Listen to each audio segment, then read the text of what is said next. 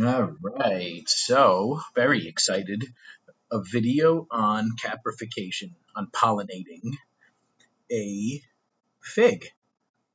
As you might or might not know, a fig wasp can do this, but I don't have fig wasps. I have a gift from my friend Antonio, Italian for you, the fig father. He sent me some pollen, and I look at this. I look so scared. I have my gloves and all this stuff. Oh my. So you take that tool. There's a side with a needle that's a little thinner, and you insert it into the eye and move it around. You make that eye a little bit bigger. You have to be gentle. You don't want to mess up this fig.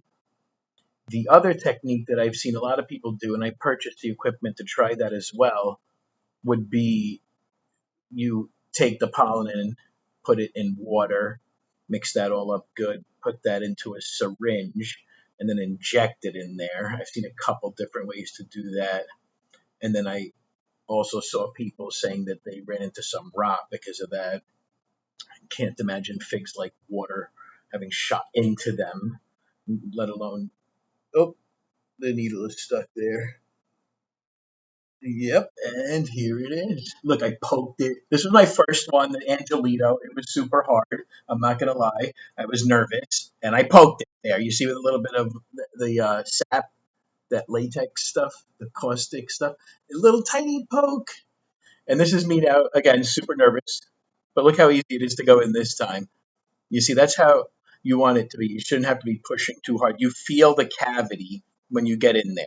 And I assume you don't want to poke around a lot too much in the cavity. So get in there, work this eye a little bit bigger so that you can insert the other side of the thread. And that also gets really interesting.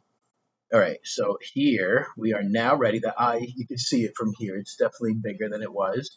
There's some pollen on this. There we go.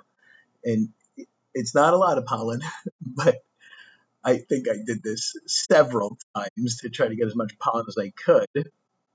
And now what you'll see that it's just a lot easier. I think I was talking too much the first time this needle, the sewing needle, inserted into the Angelito, but I was pushing hard right there. Now look how easy that went in. Just mix it around a little bit, get that pollen in there. I have no idea what I'm.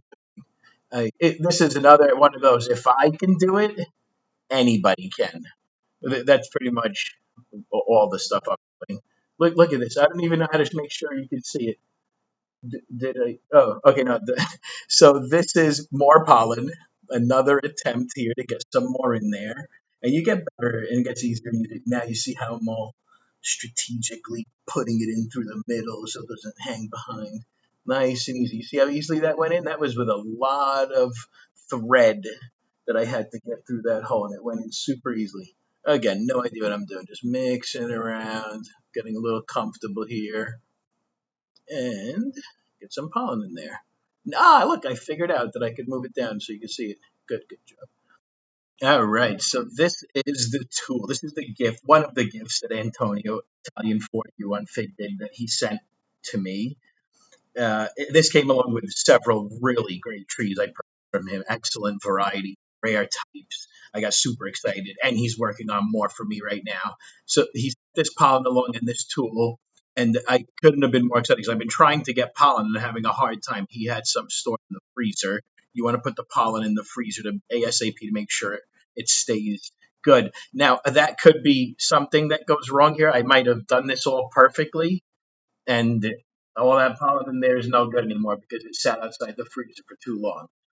Even though he sent me a letter telling me that I should stick it in the freezer right away, and I did right away as soon as I saw it. So I don't know what I'm doing clearly here, but you try to get as much pollen there as you can. That's the thinner end. That's the thread end, and you just work your magic. Open it up. It gets easier and easier. I really hope this technique works. So this is the sealed eye of my Irene's Black Greek. This is apparently the side that I'm going to use to do this. I'm sorry, I didn't have anybody to hold the video for me.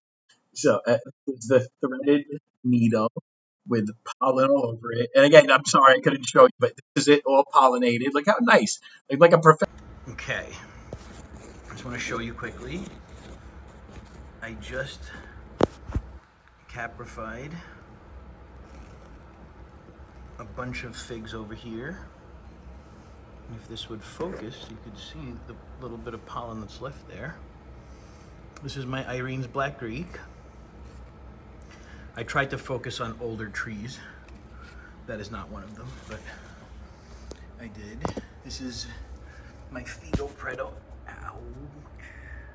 Oh, there you go. So this one was so good that while I was doing it, one of the figs fell off and I got to eat it, and that was yummy. I'm gonna come back to these now and just mark them with one of those oil markers, the white one. I'll do. This is the Col de Dame that I pollinated. You can see the difference. You can see the eye is open a little bit there. There we go. Whereas here, it is not. It was such an easy technique. Look, you can see the pollen there. I tried to go back and get it all. I really hope it worked out because it was so easy. And I didn't fail majorly on any of them. So majorly would have meant, I don't know, I knocked the fig off. I poked way too many holes inside because it is, you could feel the cavity inside. You don't want to poke around too much, I assume. This is my Cessac. So that was pollinated. So I showed you the Irene's Black Greek. That was pollinated. The Figo Predo down there somewhere. This is the Col de Dame Blanc. This is Cessac. Those are pollinated. This is Black Maderia. That's not the one I pollinated, just showing you how cool that they're ripening. And I actually pollinated this one. So that's my Black Madeira. And you can see that little bit of an opening in the eye compared to what it looked like before and after. Those were two different figs, obviously. A little bit of pollen left there. It was heartbreaking. I can't wait till I have enough pollen that I don't care if I drop a flake. I'm going, no, the flake fell, and I'm trying to chase after it. Thank you again, Antonio. This is my I-258, Italian 258. This was pollinated, this one here. Pollen from my friend Italian for you. Met him on Figbid. And this, my Pastilliere is doing that thing that Pastilliere is famous for, where they get all angry looking. And I'm not sure people know exactly why. I've read lack of water. This is just not going to become visible for you. I read lack of water or lack of pollination. So I wanted to try and test if I could see if it's lack of pollination. Well, I have a million lights everywhere, but I still can't get this visible for you, can I? Let's see if I can get this light in there. All right, you see how that's all bumpy like that? My outdoor Pastilliere is also doing that. But this was caprified, so I really did want to see if that would make a difference or not. I can't stand that this thing is not focusing. All right, my apologies for that. This is the one that was pollinated. All right, let's hope that worked out. More to come.